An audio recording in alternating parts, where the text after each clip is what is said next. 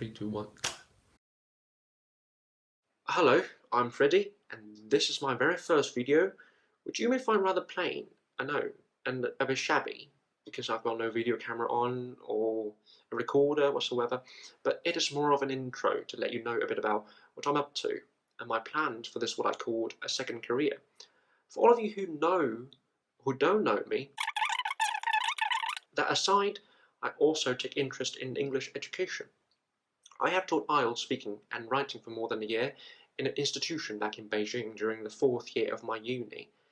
It's a quite famous institution with a nice reputation, but I won't name them here because I'm not sure how this video is going to turn out, and I might be risking the complaint, so I'm not going to say that name. But it was a part-time job, of course, until I came here for my master's degree. But it was rather enjoyable because firstly, it's right to my Strasse, and I know from my personal experience how to study English and how to work on your accent more effectively. And secondly, I have seen too many people, including my friends, struggling in this ghastly business we call IELTS, and I would like to do my bit to help you through this maddening task.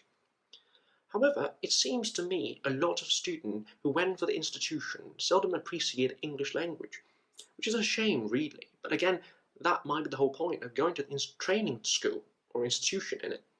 Still, I would like to show you something other than those rigid, made-up and so-called golden rules to follow. Something that can give you a new perspective on those tests and also really benefit you in your future. Because from my daily interaction with Chinese people around here, especially with those who just came to this country, I find them hard to fit in. And not just once that I've heard my friends complaining how Chinese people just stay within their own circle, and which is not wrong, of course.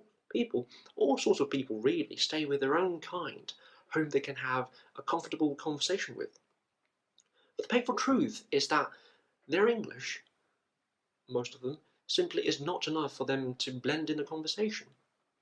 The most they can do is just nodding along, picking a few words they hear, and try as hard as they can to react like intrigued, amused. And that's why you would see a very low threshold for the Chinese student to be cracked up by a joke, no matter how bad it may sound, and it's just painful to witness. And with more Chinese students coming abroad, Chinese is heard at any corner. A year abroad in England no longer, or it never does, guarantee a decent English when you get back. Truth be told, my English was not the result of my staying here, abroad in England. Although you do get to know more slangs as you go talking to the Brits, that's for sure. But mostly, it depends on you and your effort. And I want to help you maximize that. But my responsibility doesn't stop there. There's a common cause for all of you who study IELTS, which is studying abroad, which inevitably involves another pain in the arse, that is application. And in your desperation, a lot of people choose to turn to agency for help. And so did I, actually. I was just too lazy to manage the application. And I was just unaware how simple and straightforward it was.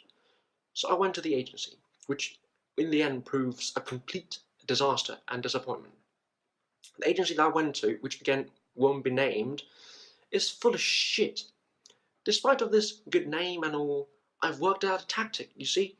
They have one charming, attractive, charismatic advisor to convince you to pay as early as possible, telling you about all those perks you can get as an early bird, and then, all of a sudden, a few months later, they're sick, promoted, transferred, whatever, and you get another one who has no idea what the fuck is going on.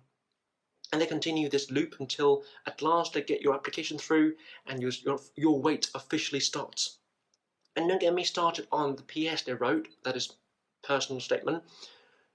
You call that professional? My fucking toes could do a better job. They have you fill in this weird questionnaires, which is designed to know your background and motives and such. That is total bollocks. And I end up having to do it all by myself and apply again for a school they didn't get me in, and I got it. With 20,000 down the drain, I should have asked for a refund, really. And just, why didn't I ask for a refund? Anyway, that moment I realised how incompetent these agencies are and how sad it is that so many students have to put their trust and their future to the hands of those self-made teachers. I have helped some of my friends and students with their applications, and they all have very good results, that I can assure you. So there we have it. I am planning to do this language service to all the students having problems with English study, applications, and adapting a new life in a foreign land. It has not yet got going, because right now I have my dissertation on my plate, so I'm not accepting a large stream of clients now, but I will officially start this business by the end of this year. And if you are at all interested, please shoot me with your message. I'll have my Weibo, Wechat, Instagram, Facebook below, so you can just get to know more about me and maybe just be my first batch.